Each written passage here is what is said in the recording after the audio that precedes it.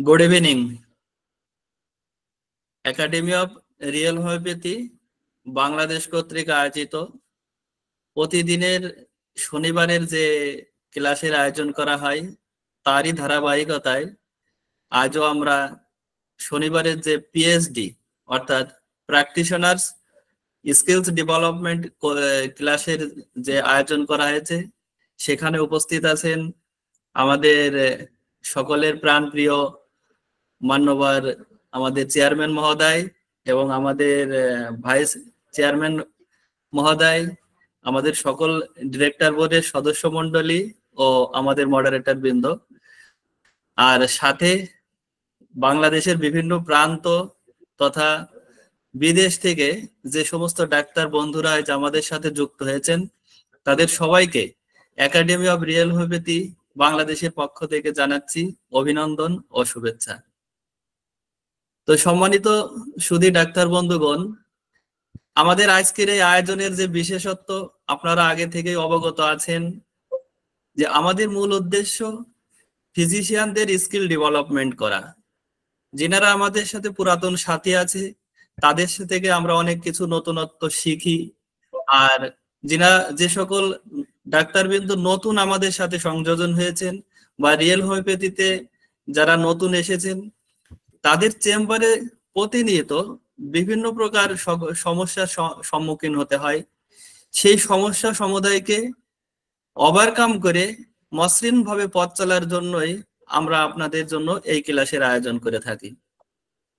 তো এখানে আমাদের মূল উদ্দেশ্য হচ্ছে যে আপনাদের দৈনন্দিন জীবনে শুধুমাত্র চেম্বারে যে সমস্ত সমস্যা বলে সম্মুখীন হয় তারই আলোকে আপনাদের সমাধান দেওয়া, এবং আমাদের সাথে যে সমস্ত আমাদের গুরুদেবের পুরাতন ছাত্র আছে তেনাদের থেকে আমরা তাদের যে অভিজ্ঞতা সেটা থেকে আমরা সবাই সমৃদ্ধ হব। তো একাডেমি অফ রিয়েল হোমিওপ্যাথির জন্মের লগ্ন থেকে যে স্বপ্ন আমরা দেখে আসছিলাম যে বাংলাদেশে রিয়েল হোমিওপ্যাথি তৈরি করা, আজ সেই স্বপ্নই আরো ডালপালা বিছিয়ে বিস্তার ভাবে আমরা একটা নতুন স্বপ্ন দেখছি যে বাংলাদেশের প্রতিটা ঘরে ঘরে একজন করে রিয়েল হোমিওপ্যাথির জন্ম হোক। এই রিয়েল হোমিওপ্যাথি হওয়ার অর্থ এই নয় যে উনি বাজারে বসে প্র্যাকটিস করবেন বা বড় ডাক্তার হতে হবে, এমন নয়। একজন পরিবারে যদি একজন হোমিওপ্যাথিক কনসেপ্টওয়ালা ডাক্তার থাকে সে নিজের পরিবারকে সুস্বাস্থ্যের দিক নির্দেশনা দিতে পারবেন, নিজে সুস্থ থাকবেন, নিজের পরিবার প্রতিবেশী এবং পরিজনকে সুস্থ রাখার জন্য ভূমিকা রাখবেন। আর প্রত্যেক ঘরে ঘরে এই দক্ষতা সম্পন্ন ডাক্তার এই জন্মানোর জন্যই তৈরি করার জন্যই আমাদের একাডেমির পক্ষ থেকে একটা বিশেষ স্কলারশিপের আয়োজন করেছেন আমাদের কর্তৃপক্ষ। আপনারা অবগত হয়েছেন যে কোর্সটি আমাদের ছিল 18,700 টাকা, সেখানে আমাদের স্কলারশিপ দিয়ে অর্থাৎ স্কলারশিপে যে সাপোর্ট আমরা দিচ্ছি সেটাকে যদি আমরা মিনিমাইজ করি তাহলে মাত্র 6,700 টাকায় সেই কোর্সটা করা এখানে সম্ভব হচ্ছে। তো এই স্বপ্ন সাকারের জন্য আপনারা আমাদের সাথে থাকবেন। আপনাদের পরিবারের, আপনাদের বন্ধুবর্গ বা আপনাদের কলিগের ভিতরে যারা আমাদের এই ইনস্টিটিউশনে পড়ার মতো যে মিনিমাম যোগ্যতা আমরা রেখেছি সেটাই যদি কোয়ালিফাই হয় এখানে ভর্তি হয়ে তারা কোর্সটি সম্পন্ন করতে পারবেন। সাথে সাথে প্রত্যেক শনিবারে যে সমস্ত ডাক্তাররা আগে থেকেই পাশ করা আছে বা বিভিন্ন জায়গায় প্র্যাকটিস করছেন তাদের নলেজকে এখানে সমৃদ্ধ করতে পারবেন। তো রিয়েল হোমিওপ্যাথি তো এক অতি আশ্চর্য কাজ করে চলেছেন সারা বিশ্বব্যাপী।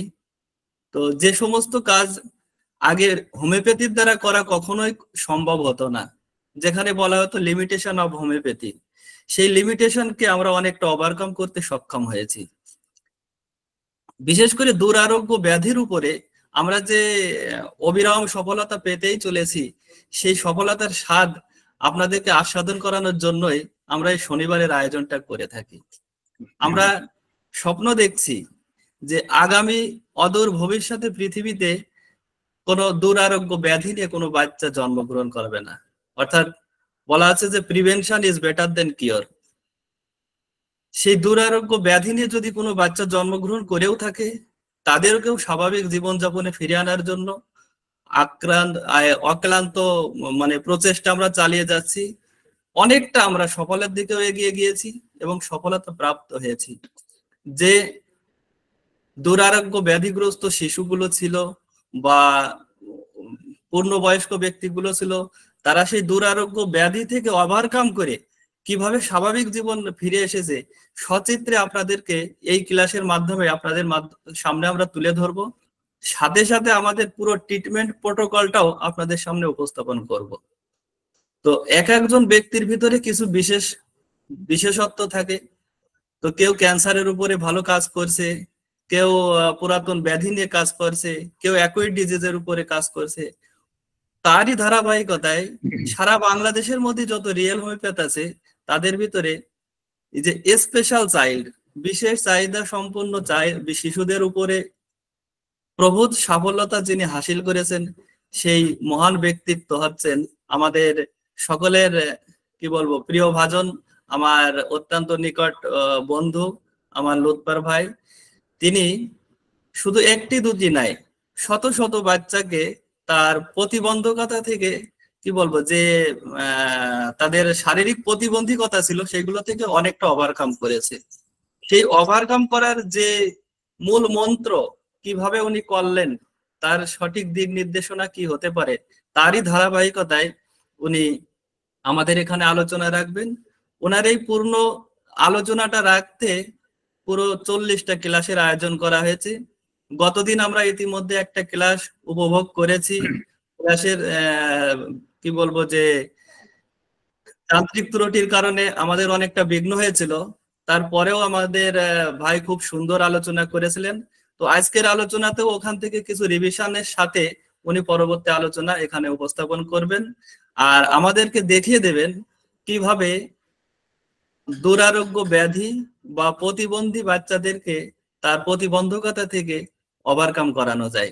সাথে সব থেকে বড় যে শিক্ষাটা আমাদের কাছে রয়েছে সেটা আমরা যে পৃথিবীতে যেন দুরারোগ্য ব্যাধিগ্রস্ত হয়ে কোনো শিশু জন্মগ্রহণ না করে, সেই দুরারোগ্য ব্যাধি মুক্ত পৃথিবী তৈরির দায়িত্ব যে আপনার আমার বা সকল রিয়েল হোমিওপ্যাথির উপরে রয়েছে। তা সেই রিয়েল হোমিওপ্যাথিদের যে রাস্তায় চলতে হবে সেই রাস্তাকে মসৃণ করার জন্যই ওনার আজকের এই উপস্থাপনা। তো আমি আমাদের মহোদয়কে অর্থাৎ আমাদের সকলের প্রিয় মডারেটর স্যার লুৎফর রহমান স্যারকে অনুরোধ জানাচ্ছি যে স্যার আপনি আপনার ক্লাসের যে উপস্থাপনা আছে মহামূল্যবান আলোচনা আপনার মতো উপস্থাপন করুন। বিসমিল্লাহির রহমানির রহিম। Real homeopathy academy of real homeopathy কর্তৃক আয়োজিত আজকের এই অনলাইন ক্লাসের সম্মানিত সভাপতি, সহসভাপতি, উপস্থিত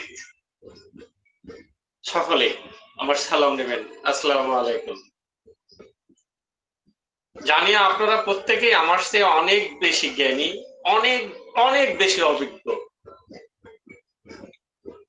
আপনাদের সম্মুখে আজকে এই দুটি কথা বলার সুযোগ আমার বিরাট সম্মানের।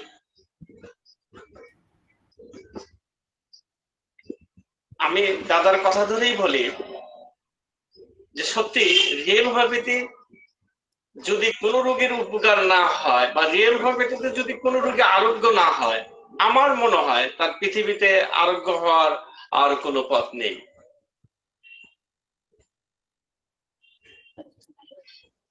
কারণ আমি অনেকগুলো রোগীদের দেখেছি যে তারা যারা রিয়েল হোমিওপ্যাথি খেয়েছেন সেখানে যদি তাদের উপকারটা না হয়, তারা পৃথিবীর যে প্রান্তে যাক আর কিচ্ছু হয় না। দাদার কথাই আসলে ঘরে ঘরে একজন রিয়েল হোমিওপ্যাথি তৈরি করতে হবে। কিভাবে তৈরি হবে?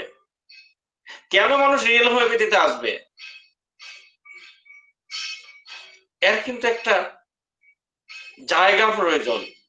যেহেতু আপনারা একাডেমি করছেন, আপনাদের প্রতি আমরা একটা অনুরোধ থাকবে যে আপনারা অন্তত একটা দাতব্য চিকিৎসালয় তৈরি করুন। সেখানে রোগ ভিত্তিক চিকিৎসা হবে, এই প্রতিবন্ধী রোগীর চিকিৎসা হবে, ক্যান্সারের রোগীর চিকিৎসা হবে। এভাবে অন্তপক্ষে দাতব্য প্রতিষ্ঠানে যদি 100 রোগী চিকিৎসা হয়, তাদের ভিডিও থাকলো, তাদের রেকর্ড থাকলো, আর এইটা আপনার আমরা তখন পৃথিবীকে দেখাইতে পারবো, দেখো আমাদের এখানে এই 100 রোগী আসছে, এই 100 রোগীর 70 জন 60 জন ভালো হয়ে গেছে, আমরা কিন্তু একটা দেখাইতে পারবো। পৃথিবী তখন এটা গ্রহণ করবে। আমি সবিনয় অনুরোধ করব, আপনারা যেহেতু রিয়েল হ্যাবিটের একটা একাডেমি করছেন, শুধু একাডেমি দিয়ে হবে না, আপনারা সেখানে একটা হাসপাতাল গড়ে তুলুন, যেখানে এই রোগীগুলো, সেটা বিভিন্ন ধরনের রোগ, যে রোগই হোক, সেগুলোর একটা রেকর্ড তৈরি হবে। হোমিওপ্যাথিতে যে কিছু হয় এটা প্রমাণ করতে হবে, আর এই প্রমাণের দায় আমরা যারা রিয়েল হোমিওপ্যাথিতে আছি তাদের প্রত্যেকের। আমি এই প্রতিবন্ধী রোগীর চিকিৎসা করতে গিয়ে যেটা দেখেছি, হোমিওপ্যাথিতে বা রিয়েল হোমিওপ্যাথিতে যথেষ্ট ভালো চিকিৎসা আছে এবং রোগী আরোগ্য হবেই হয়, শুধুমাত্র প্রয়োজন এই রিয়েল হোমিওপ্যাথির যথাযথ প্রয়োগ। গতদিনে আমি আলোচনা করেছিলাম যে আসলে সদস্য কিসের সদস্য, আমরা শুধুমাত্র রোগী এবং রোগের সদস্য করি, রোগী আর রোগের সদস্য করলে হয় না, কি করতে হয়, এর সাথে রোগীর জীবনী শক্তির সদস্য হতে হয়। রোগ গতিশীল, ঔষধ গতিশীল হতে হয়, রোগ সূক্ষ্ম, ঔষধ সূক্ষ্ম হতে হয়, রোগ শক্তিগত বা শক্তি বিশেষ, এই জন্য ওষুধকেও শক্তি বিশেষ হতে হয় বা শক্তিগত হতে হয়। এই বিষয়গুলো যদি সদস্য না হয়, এই সবগুলো বিষয় যদি না হয়, শুধুমাত্র রোগীতে ওষুধ সদস্য হলে রোগী কখনোই আরোগ্য হতে পারে না, হয় না। আমি আরেকটা কথা বলেছিলাম যে হ্যানিম্যান, স্যার হ্যানিম্যান ছিলেন সৎ, সত্যের অধিকারী, নির্লোভ, কঠোর পরিশ্রমী একটা মানুষ, মানব কল্যাণে ছিলেন, তার সর্বদাই তিনি মানব কল্যাণে চিন্তা করতেন। একটা মানুষ কতটা মানব কল্যাণে চিন্তা করলে তার জীবনের ওষুধগুলো প্রথমে তার নিজের জীবনের উপর প্রয়োগ করছিলেন, কোনো প্রাণের উপর করেননি। পৃথিবীর যত বিজ্ঞানী এসেছেন তারা তাদের প্রাণের উপর পরীক্ষা করেছেন, ইঁদুর, গিনিপিগ ইত্যাদির উপরে। কিন্তু স্যার হ্যানিম্যান একজন মানুষ, সে কতটা মহৎ ছিলেন এখানেই চিন্তার বিষয়, যে তিনি তার নিজের উপর পরীক্ষা করেছেন, তার সন্তানের উপর পরীক্ষা করেছেন। অর্থের ঝঞ্ঝানিকে পদদলিত করে উনি জীবন নির্বাহ করেছেন। আলু কেটে পানিতে ভিজে রেখে তারই সেই জমানো পদার্থ দিয়ে উনি কাপড় কাচতেন। এতটা দরিদ্রতাকে গ্রাস করার পরেও উনি সত্য থেকে বিচ্যুত হননি। এখন আমরা যারা হোমিওপ্যাথি ডাক্তার হতে চাই, আমাদেরকেও এরকম, যেহেতু হোমিওপ্যাথি একটা এত সত্য মানুষের আবিষ্কৃত সত্য বিজ্ঞান, আমরা যদি হোমিওপ্যাথি ডাক্তার হতে চাই, আমাদেরকেও এরকম সৎ সত্যের অধিকারী হতে হবে। অলসতাকে পরিহার করতে হবে, আরাম প্রিয়তাকে বিসর্জন দিতে হবে, লোভকে পদদলিত করতে হবে, সত্যের বলে বলিয়ান হয়ে চিকিৎসায় আসতে হবে। কারণ একটা মানুষের, একজন চিকিৎসকের ভাইটাল ফোর্স যদি রোগীর মধ্যে প্রবেশ না করে, তাহলে কিন্তু রোগী আরোগ্য হয় না। আর স্যার হ্যানিম্যান কিন্তু বলছেন যে সৎ মানুষ দিয়ে অনেক ওষুধ প্রয়োগ করার পরেও কাজ হয় না, তখন কিন্তু তিনি বলছেন যে সৎ মানুষ দিয়ে তাকে মর্দন করতে হবে। আর সেই সৎ মানুষটা কে হবে? নিশ্চয়ই আমি ডাক্তারকেই হতে হবে। একটা গল্প মনে চুটকি মনে পড়ে গেল, এক বাড়িতে একটা সাপ বের হয়ে গেছে। তা বউ, মানুষটি তার স্বামীকে বলছে, দেখো সাপ বের হয়েছে। তখন তিনি বলছেন যে একটা পুরুষ মানুষকে ডাকো। তাহলে তিনি কি, আমাদেরকে সেই পুরুষ হতে হবে, আমাদেরকে সেই সৎ হতে হবে। আমরা যদি এই জায়গায় পৌঁছিতে না হতে পারি, তাহলে প্রকৃত হোমিওপ্যাথি ডাক্তার কখনোই হতে পারবো না। একজন হোমিওপ্যাথি ডাক্তারকে অবশ্যই সৎ সত্যের অধিকারী হতে হবে, তার জীবনে আরামটাকে বিসর্জন দিতে হবে, আলস্যতা থাকা যাবে না, তবেই সে প্রকৃত হোমিওপ্যাথি ডাক্তার হতে পারবে। আজ আমি আলোচনা করব ওষুধ প্রয়োগ নিয়ে। স্যার হ্যানিম্যান তার ৩ নং সূত্রে বেশ কয়েকটি বিষয়ের উপর কথা বলেছেন, যে একজন রোগী সম্পর্কে জানতে হবে, ওষুধ সম্পর্কে জানতে হবে, ওষুধ প্রয়োগ সম্পর্কে জানতে হবে, ওষুধ রোগের বাধা সম্পর্কে জানতে হবে। তিনি এই জায়গায় বিশাল গুরুত্ব দিয়ে গেছেন, যে আমরা আসলে কতটা গুরুত্ব না দিলে উনি এখানে উল্লেখ করতেন না, যেহেতু খুবই গুরুত্বপূর্ণ যে ওষুধ প্রয়োগটা আসলে কতটা গুরুত্বপূর্ণ। আমি শুরুতেই একটা উদাহরণ দিয়ে বলি। একটা শিশু 11 বছর বয়স, জন্মের দিন থেকে এই 11 বছর বয়স পর্যন্ত কোনোদিন কাপড় পরেনি। যদি কাপড় পরানো যেত তাহলে সে কান্না করত। এই 11 বছর বয়সে আমি তার চিকিৎসায় পেলাম, কোমর থেকে নিচের দিক ফুলে অনেক মোটা হয়ে গেছেন, পানি ধরে একাকার, কিন্তু কোমর থেকে একেবারে শুকনো, কিচ্ছু নেই। একটা মেডিকেল কলেজ হাসপাতাল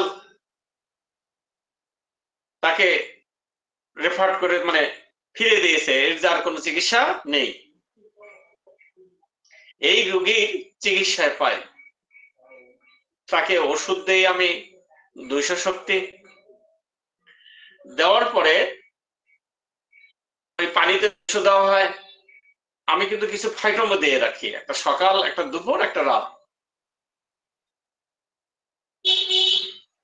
স্যার শ্যামল স্যার দেশে আসার কারণে আমাকে যশোর যেতে হয়, আর স্যার আসলে তো আমরা আগে যেতাম।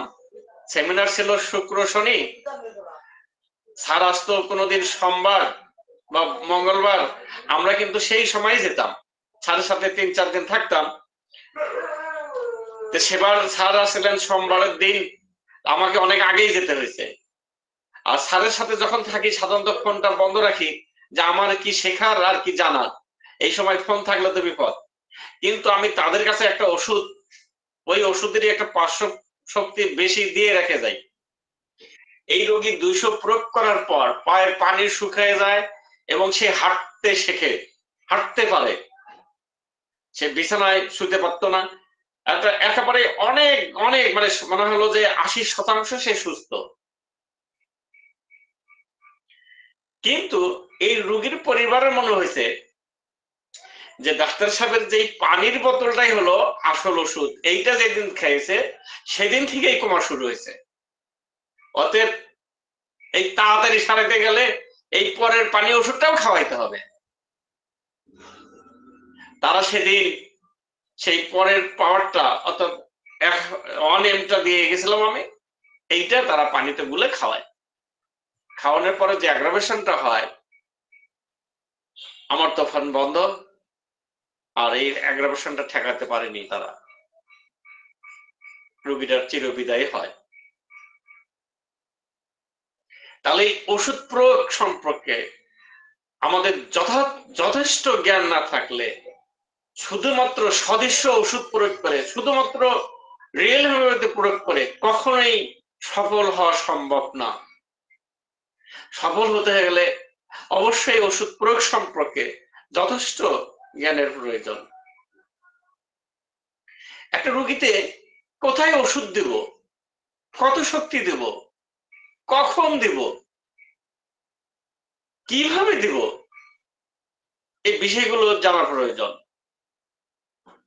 কেন জানা প্রয়োজন? একটা বাচ্চা রোগী ডায়রিয়া, তার নিঃশ্বাস আছে বলে বোঝা যায় না, হাসপাতাল থেকে স্থানীয় স্বাস্থ্য কমপ্লেক্স থেকে তাকে রেফার করা হয়েছে মেডিকেল কলেজ হাসপাতালে। আমার এখান থেকে মেডিকেল কলেজ হাসপাতাল 120 কিলো দূরে, আর একটি হাসপাতাল আছে সেটা 77 কিলো দূরে। এই রোগীর 7 মিনিট সময় নেই, আমি তার নাকে তুলা ধরে দেখেছি, তুলা নড়াচড়া করে না, চোখ বন্ধ। এই রোগীতে আমরা কি ওষুধ দেব, কিভাবে প্রয়োগ করব? একে যদি আমরা ওষুধ মুখে দেই তাহলে রোগীটা মারা যাবে। আমি গ্রামে দেবার সাহস পাইনি, তাকে কি করলাম, ঘর্ষণে প্রয়োগ করলাম। শরীরের ডান বাহুতে ওষুধ ঘষে দিলাম। আমি যখন ওষুধ ঘষছিলাম তখনই ঠিক যেই ওষুধ আর ডান বাহুতে আমি দিয়েছি, ঠিক তখনই ওর মা চিৎকার করে কান্না করে উঠছে। আমি ভাবলাম এই বুঝি শেষ, রোগীকে ওষুধ দিয়েই বুঝি আমি মৃত্যুর দায়ী হলাম। কিন্তু ওর মা বলছে, দেখুন আপনি আবার একটু দিন, আপনি যখন ওষুধ দিচ্ছিলেন তখন আমার ছেলে চোখ মিলে তাকাইছিল। আমি বললাম একটু অপেক্ষা করুন। 5 মিনিট পর আবার ওষুধ প্রয়োগ করলাম, আবার 15 মিনিট পর, 1 ঘন্টা পর এই বাচ্চাটিকে হাসপাতালে পাঠালাম। হাসপাতাল কর্তৃপক্ষ বলল, না, এই বাচ্চাটির অসুখ হয়নি, আপনারা ভুল নিয়ে আসছেন। তারা বলছে যে না, এই বাচ্চাটাই হয়েছিল। তাহলে হোমিওপ্যাথি কিন্তু ঠিক এরকম এত দ্রুত গতিতে কাজ করতে পারে। আমরা হোমিওপ্যাথ যারা, তারা ভালো না শেখার কারণে, সেটা রিয়েল হোক, ক্লাসিক্যাল হোক, মাইন্ড হোক, আমরা ভালো না শেখার কারণে আজকে হোমিওপ্যাথিকে দুর্নাম নিতে হয় যে ধীরে কাজ করে। দেখুন প্রয়োগে কতটা আসলে গুরুত্বপূর্ণ। আমি আর একটা রোগীর উদাহরণ দেই। উনি ডায়াবেটিসের রোগী, কিডনিতে সমস্যা, প্রস্রাবে জ্বালা যন্ত্রণা। আমি তাকে ওষুধ দিলাম, 1/2 লিটার পানির মধ্যে 10 রঙ একটা বড়ি দেওয়ার পরে এই পানি তাকে 1 ফোঁটা মেখেতে দিলাম, কিন্তু হলো না, বৃদ্ধি। উচ্চ শক্তি গেলাম, তারপরেও বৃদ্ধি। আরো নিম্নে চলে আসলাম, তারপরেও বৃদ্ধি। এই 1 ফোঁটা আমি কাপিং করলাম। কাপিংটা কেমন, 4টা কাপ নিলাম, প্রত্যেক কাপের মধ্যেই পানি। 1 ফোঁটা ওষুধ প্রথম কাপের মধ্যে দিলাম, প্রথম কাপ থেকে ভালো করে মিশ্রিত করে 1 ফোঁটা দ্বিতীয় কাপে দিলাম, দ্বিতীয় কাপ থেকে 1 ফোঁটা তৃতীয় কাপে, তৃতীয় কাপ থেকে চতুর্থ কাপে, চতুর্থ কাপ থেকে দেওয়ার পরেও বৃদ্ধি। এই রোগীতে আমি 8 কাপ পরে দেওয়ার পরেও বৃদ্ধি। তখন কি করি, আমি তাকে অনেকভাবে প্রয়োগ করার চেষ্টা করলাম, গ্রানে দিলাম, গ্রানে দেওয়ার পর রোগীর আরো বৃদ্ধি। এই রোগীতে যখন ঘর্ষণে দিলাম তখন তার উপকার হলো। এই জন্য ওষুধ প্রয়োগ করার সময় আমাদেরকে কিন্তু যথেষ্ট ভাবে দেখতে হবে যে এই জীবন শক্তিটা আসলে কোথায়। আমার আরেকটা রোগীর উদাহরণ দিয়ে বলি, কারণ এই সমস্যাগুলো আমরা শুধু সাফল্য বললে কিন্তু হয় না। এক মৌলানা মানুষ, উনি যথেষ্ট চিন্তাশীল মানুষ, যারা অত্যন্ত, আমার দেখা আর কি, আমার ভুল হতে পারে, আমি দেখেছি যারা অত্যন্ত চিন্তাশীল মানুষ, জ্ঞানী মানুষ, তাদের ক্ষেত্রে কিন্তু এই বিষয়গুলো আমার ঘটে গেছে। আমি তাকে M/3 অর্থাৎ 0-3 প্রয়োগ করি। আগের দিন সে মোটরসাইকেল চালিয়ে আমার কাছে ওষুধ নিয়ে গেছেন, সকালবেলা ভ্যানে করে চলে আসছেন, তার হাত পায়ে শক্তি নাই।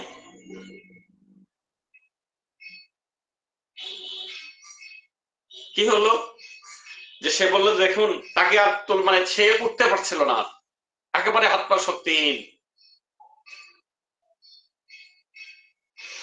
তাকে আবার নিম্ন শক্তি হলো না, এই রুগীতে আমাকে গ্রামে যেতে হয়েছিল।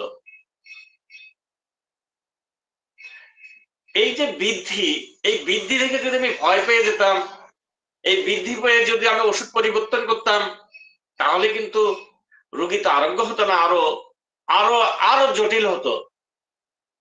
জটিল করার অধিকার কিন্তু আমার নেই। এই জন্য ওষুধ প্রয়োগটা হচ্ছে, স্যার যেহেতু বলছেন যে প্রয়োগটা খুবই গুরুত্বপূর্ণ, এই প্রয়োগের জায়গায় আমরা কিন্তু ভুল করে ফেলি। এই প্রয়োগের জায়গাটা আমাদেরকে প্রত্যেকের বেশি বেশি পড়াশোনা করে খুবই ভাবে ক্লিয়ার হতে হবে।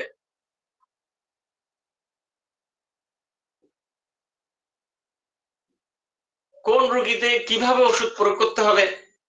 আবার আমরা কিন্তু যারা রিয়েল হোমিওপ্যাথি আছি, তাদের আর একটা বড় সমস্যার কথা বলি আমি। দেখুন আপনাদের ঘটছে কিনা, কিন্তু আমি চোখে দেখি, আমি যেটা দেখতে পাচ্ছি, যে ধরুন যে একটা রোগীতে কি হচ্ছে, আমি 1-2 করে 25-26 পাওয়ারে চলে আসছি। ঠিক সেই সময় তার একটা তরুণ রোগ দেখা দিল। তখন আমরা কি করি, আবারও পূর্বের মতো সিএমএ ফিরে আসি। সেটা কি করি, খেতেই দেই।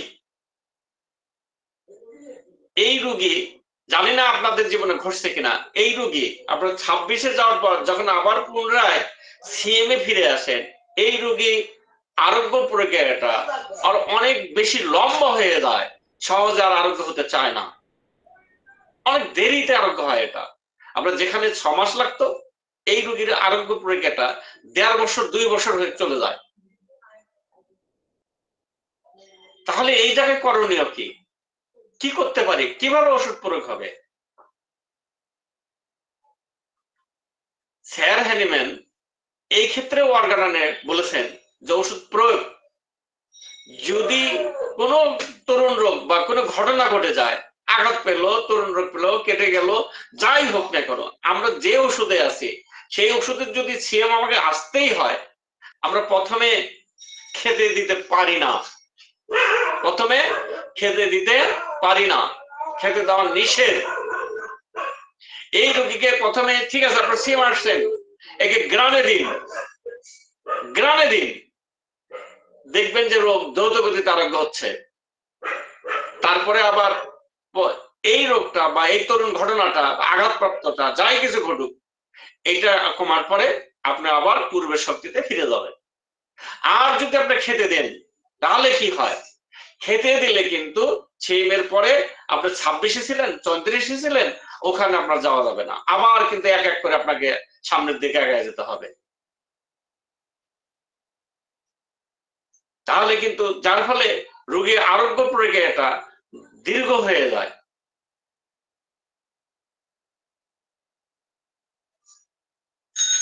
আবার একটা রোগীতে আমি কতবার ওষুধ খেতে দিব, এই বিষয়টাও কিন্তু হয়। আমরা অনেকে 3 বার খেতে দেই, অনেকে 1 বার দেই।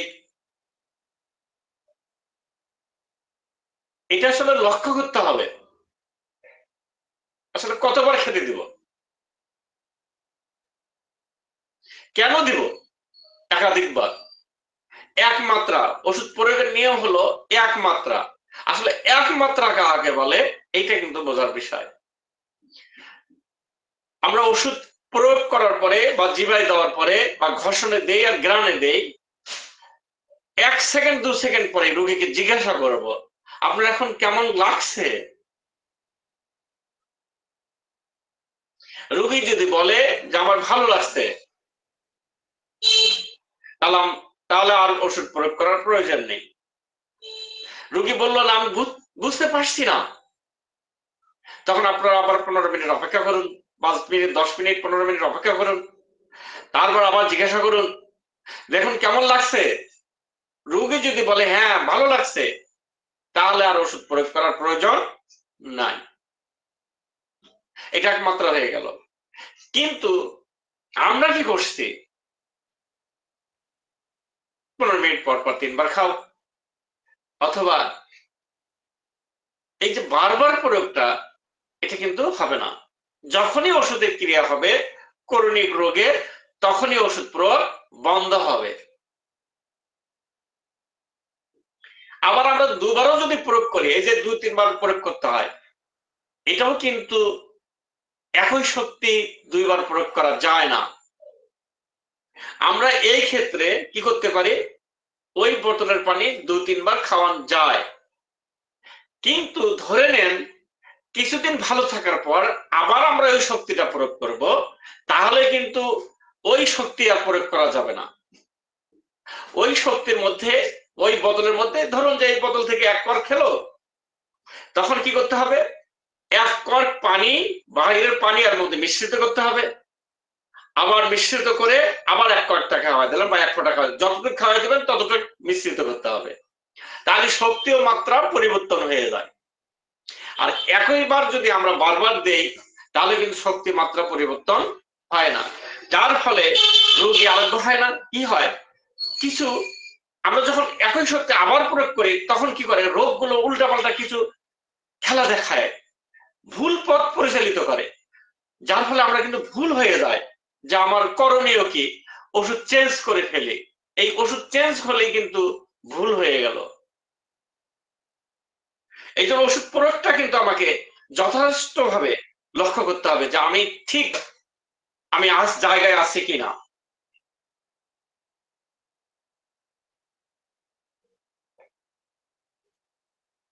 কারণ ওষুধ প্রয়োগ যত বেশি ভুল হবে, রোগী তত বেশি জটিল হবে।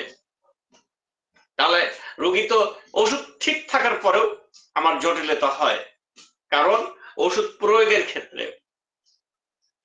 আর এই যে আমরা একটা ১০ নং একটা বড়ি ২৫০ মিলিমিটার পানি বা ৫০০ মিলিমিটার পানি এর মধ্যে দিব কেন?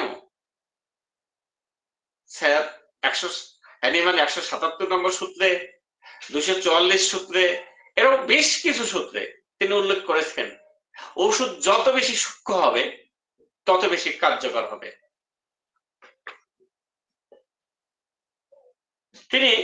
তিনি বলেছেন, স্যার হ্যানিম্যান বলেছেন ১০ নং একটা বড়ি, নির্বাচিত ওষুধের ১০ নং একটা বড়ি ১ আউন্স পানিতে, ৪ আউন্স পানিতে, ১৬ আউন্স পানিতে যতটা প্রয়োজন হয় বা সুবিধাজনক পানির মধ্যে দিতে বলেছেন। এটা স্যার বলেছেন যে যতটা সুবিধাজনক পানি তার মধ্যে দিয়ে প্রয়োগ করা যাবে। এখন ধরুন একটা শিশু বাচ্চা, ১ দিনের বাচ্চা, আমরা ২৫০ মিলিলিটার পানির মধ্যে দিয়ে কি করলাম, ১ কর খেতে বললাম। এই ১ দিন থেকে ৬ মাসের বাচ্চাকে যদি আমরা ১ কর খাওয়াই দেই, পানির কারণে তার মধ্যে নিউমোনিয়া হবে, তাহলে রোগটা আরো জটিলের দিকে চলে যাবে। এই জন্য এই শিশুকে অবশ্যই ১ ফোঁটার বেশি নয়। অনেক কাশের রোগী থাকে, অনেক মানুষ, হ্যাঁ আমরা রিয়েল ভিতরে অনেক সময় বলি যে আপনাকে বেশি খেতে হবে না, ঠিক আছে বেশি খেতে হবে না, কিন্তু যে মানুষটি কাশের জন্য ওষুধ দিতে আসছে তার পানি পরিবর্তন করলেই কাশ হয়, আপনি তো ওষুধ সে খাইনি। এই রোগীতেও আমরা তো ডিস্টিল ওয়াটারে দিলাম, এই ডিস্টিল ওয়াটারও তার কাশটাকে বৃদ্ধি করতে পারে, যার ফলে তাকেও কিন্তু ১ কর দেওয়া যাবে না, সে যত বয়সী হোক, তাকে অবশ্যই ১ ফোঁটাই দিতে হবে। তবে হ্যাঁ, এটাও একটা বিষয় থাকে, রোগীর মনের মধ্যে প্রভাব বিস্তার করার জন্য যতটুকু প্রয়োজন ততটুকুও কিন্তু প্রয়োগ করতে হয়।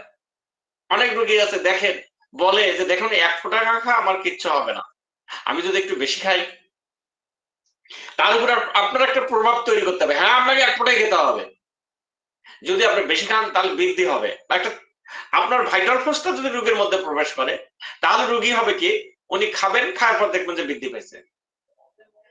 হ্যাঁ, তার মনের মধ্যে যদি চূড়ান্ত ভাবেই অবস্থান করে যে না আমাকে ১ করটি খেতে হবে, তার কিন্তু সেই জায়গাটা আপনাকে দিতে হবে, কারণ তার মনের একটা বিশ্বাস যে আমি ১ কর খেলে বা এতটুকু খেলে আমার রোগ কমবে, তাকে এই জায়গায় কিন্তু দিতেই হয়।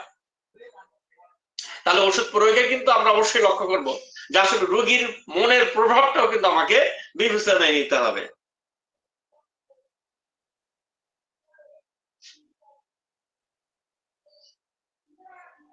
একটা রোগীদের কতক্ষণ পর ওষুধ দিব, এটাও খুবই গুরুত্বপূর্ণ। আমার একটা ক্যান্সারের রোগী, 20 সালে আমি তাকে লাইসেন্সিয়াম দেওয়া ছিল, এতদিন পর্যন্ত ভালো ছিল।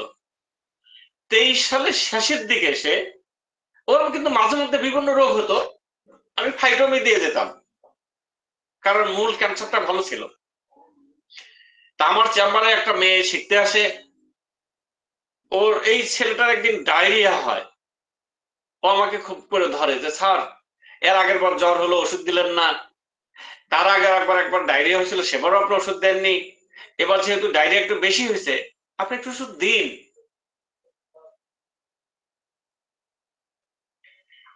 অনেক দিন হয়েছে, 3 বছর যেহেতু পার হয়ে আসলো, আর কতদিন আপনার ফাইটম দিবেন? ওর পুরাপুরিতে ওষুধের পাওয়ারটা আমি একটু বৃদ্ধি করে দেই, রোগীর সেই আরোগ্যকৃত ক্যান্সার রোগটা আবার পুনরায় দেখা যায়।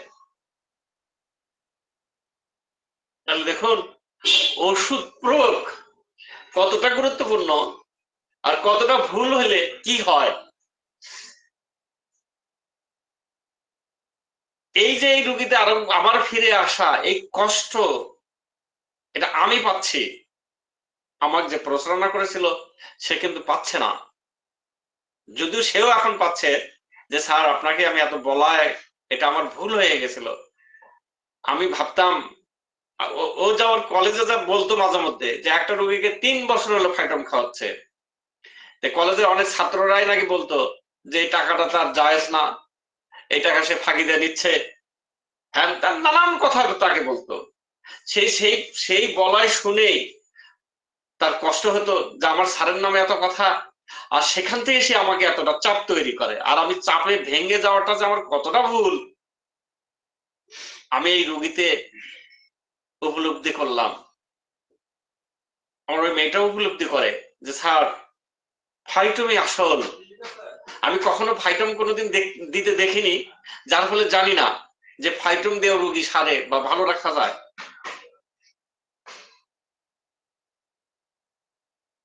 একটা রোগের যদি মূল রোগ ভালো হতে থাকে আমরা কখন পর্যন্ত ফাইটম চালিয়ে যাব? তার মূল রোগ যতক্ষণ পর্যন্ত ভালো হতে থাকে, তার জীবনের যত ছোটখাটো রোগ ছিল যতবার হয়েছে সেই রোগগুলো কিন্তু মাঝে মধ্যেই দেখা দিবে, এই রোগগুলো মাঝে মধ্যে দেখা দিবে। আর এই দেখা দেওয়াটা যদি যে যত বেশি ডাক্তার সাহেব ধৈর্য ধারণ করতে পারবে সেই রোগীটা তত বেশি তাড়াতাড়ি ভালো হবে। দেখুন আর একটা রোগীর উদাহরণ নেই, আরো দুটা রোগীর উদাহরণ নেই। আমার একটা ডাউন সিনড্রোম রোগী, এদের চোখ কিন্তু গোল গোল, মুখটাও গোল দেখা যায়, কপালটাও গোল, মঙ্গোলিয়া বলে। একে আমার ওষুধ চলছিল, এই রোগীর চরম হারে চর্মপীড়া দেখা দেয়। এই রোগীর বাবা আমাকে প্রচন্ড চাপ তৈরি করে, এই বাচ্চার মাকে চাপ তৈরি করে যে চলো যাই আমরা এলোপাথি হাসপাতাল দেখাই, এদের ডাক্তার দেখে, নাহলে এই ঘা দিয়ে আমার ছেলেটা তো শেষ হয়ে যাবে। তখন কি করি, ওর মার কান্নাকাটি, ওর বাবার কান্না, 7-8 দিন আমি এই কান্নাটা শুনলাম, তারপরে কিন্তু একটু ওষুধের শক্তি কমিয়ে দিলাম যে একটু কম বের হোক। হ্যাঁ কম বের হচ্ছে, ওর যে গতিতে আরোগ্য হচ্ছিল সে গতিটা থেমে গেছে।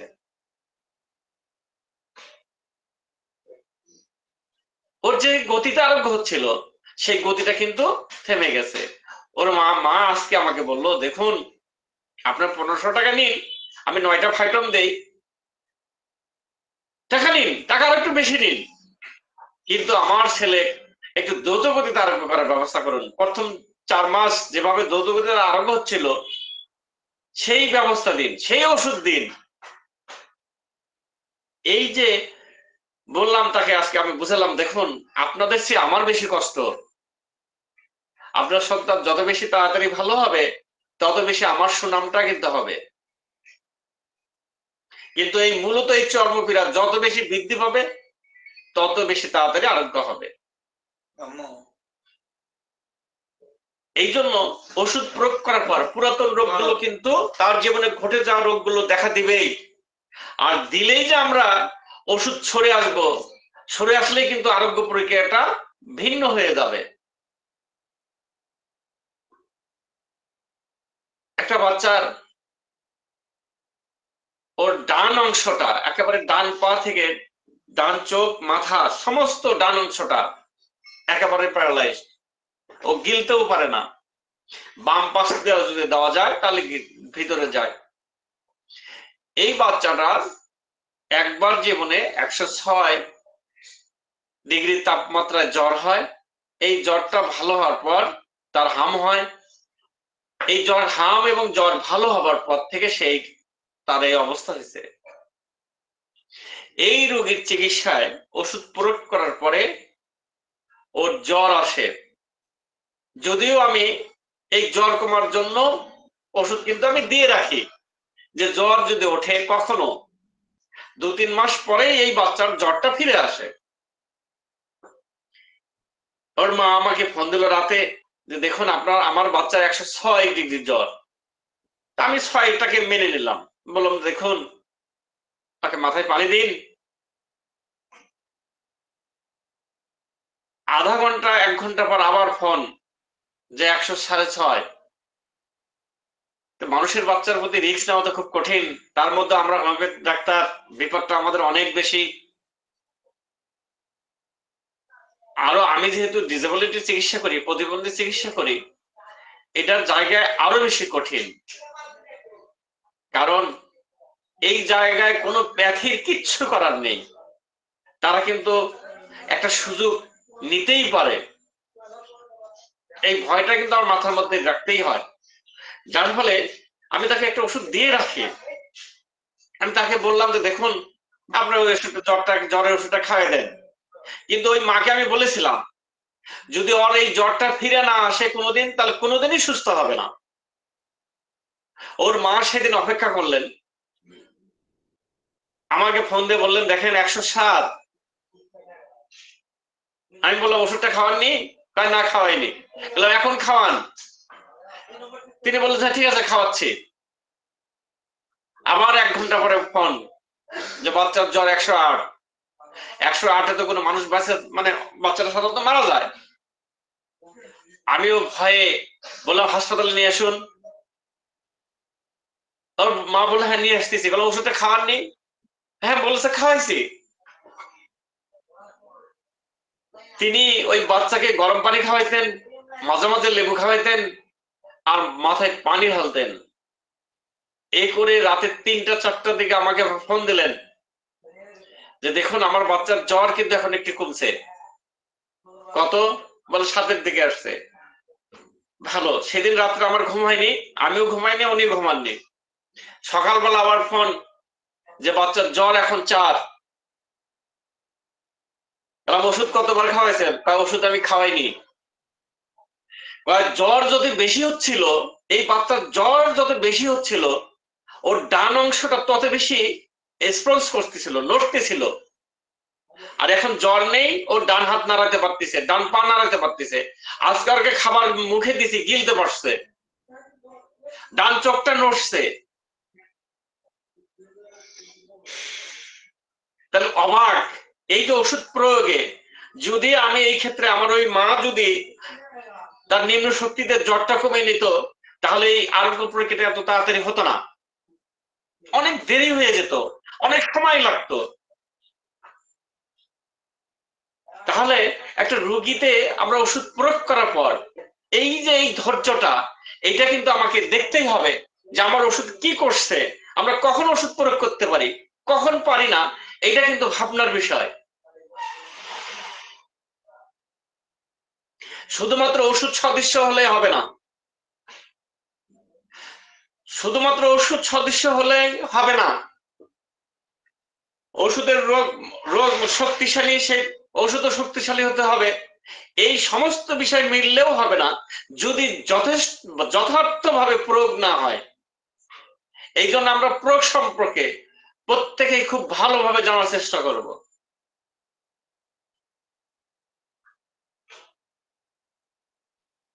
ওষুধের স্যার হ্যানিম্যান আমরা যারা 50 সহস্রাব্দ পদ্ধতি ব্যবহার করি, স্যার বলছেন যে তোমরা নিম্ন শক্তি অর্থাৎ 01 বলেন M/1 বলেন সেখান থেকে শুরু করতে বলেছেন। হ্যাঁ, আমরা উচ্চ শক্তি সিয়াম শক্তিটা কোথায় কাজ করে ভালো? যদি রোগের তীব্রতা বেশি থাকে, রোগের যদি তীব্রতা, যেমন ব্যথা হচ্ছে তীব্র ব্যথা হচ্ছে, জ্বর উঠছে তীব্র জ্বর হচ্ছে, কাশ হচ্ছে তীব্র কাশ হচ্ছে, সেই ক্ষেত্রে আপনারা সিএম দিয়ে শুরু করতে পারেন। যদি যেমন যারা মাইল্ড অটিজম কিন্তু যন্ত্রণা তার তীব্র নাই, এদের যদি সিএম দিয়ে শুরু করেন, এই রোগী আরোগ্য হতে অনেক সময়ের প্রয়োজন। এই রোগীগুলোতে, কারণ এই রোগী মাইল্ড অটিজম ঠিক আছে, কিন্তু এর কোনো তীব্র কোনো অংশ রোগটা নাই। এই রোগীদের 01 থেকে শুরু করলে আমার যেটা দেখা, তাদের দ্রুত গতিতে আরোগ্য হয়ে আসে। আর আমরা যদি সিএম দিয়ে শুরু করি তাহলে কি হয়, অনেক সময়ের ঘটনা ঘটে যায়। কারণ এই রোগীগুলোর পৃথিবীর কোনো প্যাথিতে চিকিৎসা না থাকলেও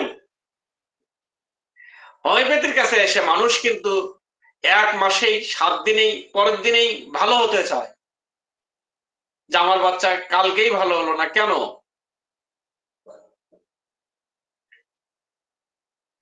অথচ অন্য প্যাথির কাছে কতদিন খাইছে।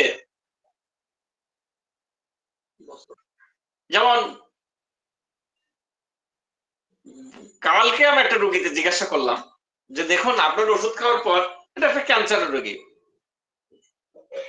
আমার কোনো উপকার হয়নি। কেমন উপকার হয়নি?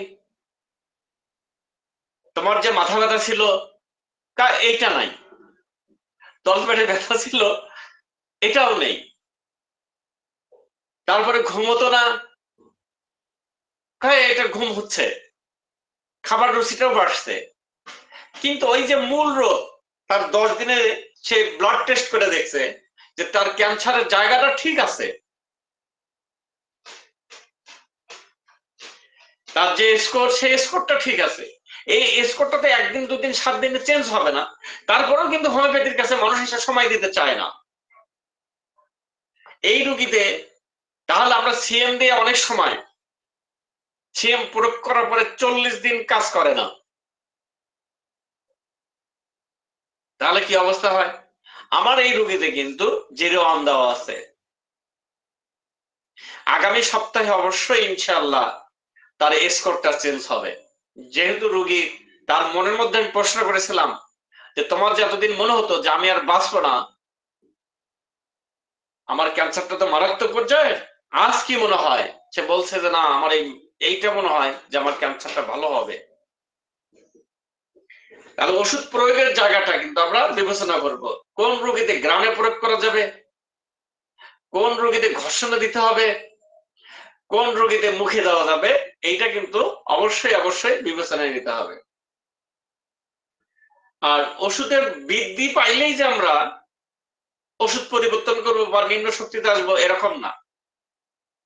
আমি যখন ক্লাসিক্যাল চিকিৎসা করছিলাম, দেখেন সেই সময় রাজশাহী মেডিকেল কলেজ হাসপাতালে ভর্তি একটা রোগীতে 1 মাসের জ্বর সারছে না। আমি এই রোগীতে আমার নির্বাচিত ওষুধ ছিল ন্যাট্রোমিওর, তাকে ন্যাট্রোমিওর প্রয়োগ করি M/3 প্রয়োগ করার পর রোগীর জ্বরটা ভালো হয়। আমি কিন্তু সেই দিন আমার জীবনের প্রথম 50 সহস্রতম ওষুধ প্রয়োগ, আমার জীবনের প্রথম 50 সহস্রতম ওষুধের প্রয়োগের বিপদটা আমার ঘটে।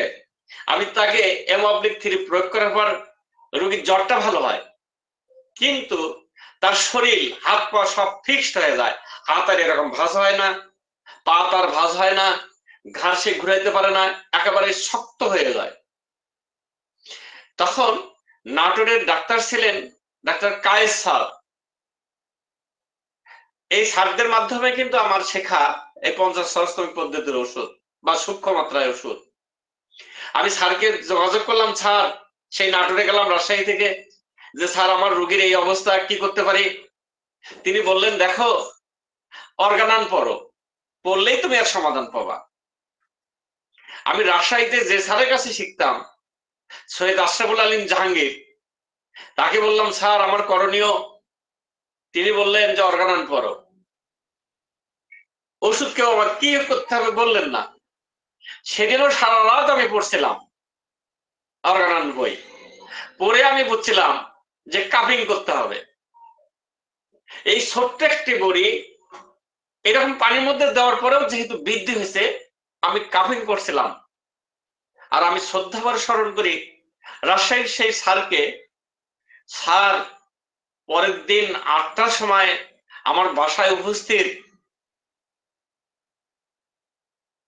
স্যার আমাকে আগের দিন ওষুধ বলে দেয়নি, শুধু অর্গানান পড়তে বলছেন, কিন্তু রুগীতে তো করণীয় কি?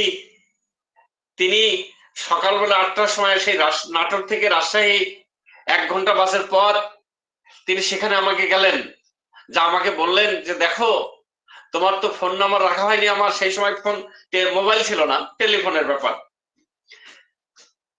তা বাসায় টেলিফোন ছিল, তোমার টেলিফোন যেহেতু রাখিনি, এই জন্য আমি ছুটে আসলাম, যে তোমার করণীয় কি? তিনি বললেন চলো যাই, ওই রোগীতে কাপিং করে দাও, 8 কাপ পরে দাও, দিলেই রোগীটা কমে যাবে। আমি সেদিন প্রথমে 3 কাপ পরে দেওয়ার পরে মনে হলো যে রোগী উপকার হবে, কিন্তু ওই যে বিশ্বাসের ব্যাপারটা ছিল যে 8 কাপে যাবো কেন, 5 কাপ না, সত্যি সত্যি আমাকে 8 কাপ পরে দিতে হয়েছে। ঠিক ওই শক্তির ওই ওষুধে এই কাপিং করার পর তার এই বৃদ্ধিটা কিন্তু কমে যায়। তার ফলে আমরা ওষুধ প্রয়োগ করার পরে একটা রোগীতে ওষুধ বৃদ্ধি হওয়া মানেই কিন্তু ওষুধ পরিবর্তন হবে না। 9টার সময় আমার যে ক্যান্সারের রোগী ছিল, এই রোগীরও যন্ত্রণা হচ্ছিল। ওষুধ খাওয়ার পর যন্ত্রণার মানে যন্ত্রণা কমে গেছে, কিন্তু পাওয়ার বৃদ্ধি করার পর তার যন্ত্রণা বৃদ্ধি পাইছে, কিন্তু মূল রোগ কম আছে। এই যে কাপিং করতে দিতে হয়েছে, আমরা আগেই নিম্ন শক্তিতে চলে আসবো এরকম না। ওষুধের আগে কাপিং করে দেখতে হবে যে ওষুধটি আমরা দিছি, এই ওষুধটি, এই শক্তিটি তার রোগটা, এই বৃদ্ধিটাকে কমায় দিতে পারে। আমরা এই রোগীকে কাপিং এ নিয়ে আসতে পারি, তাহলে কিন্তু রোগ কমবে। এই জন্য আমরা অবশ্যই ওষুধ প্রয়োগের জন্য যথেষ্ট জ্ঞান অর্জন করব। আপনারা নিশ্চয়ই আমার চেয়ে বেশি জ্ঞানী, নিশ্চয়ই বেশি জানেন। আপনাদের সম্পর্কে এই ওষুধ প্রয়োগ সম্পর্কে দুটি কথা বলার সুযোগ আমার বিশাল সম্মানের। জানি না আমি আপনাদেরকে কতটুক দিতে পারলাম, তবে আমার কিন্তু উপকার হলো যে আমি আমার রোগীতে যেন ভুল না করি, ভুলগুলো সংশোধনের পথ তৈরি হলো আজকের এই বলার জন্য। তো হয়তো আবারও দেখা হবে আপনাদের সম্পর্কে, আবারও কথা হবে। সকলে সুস্থ থাকুন, ভালো থাকুন, আল্লাহ হাফেজ।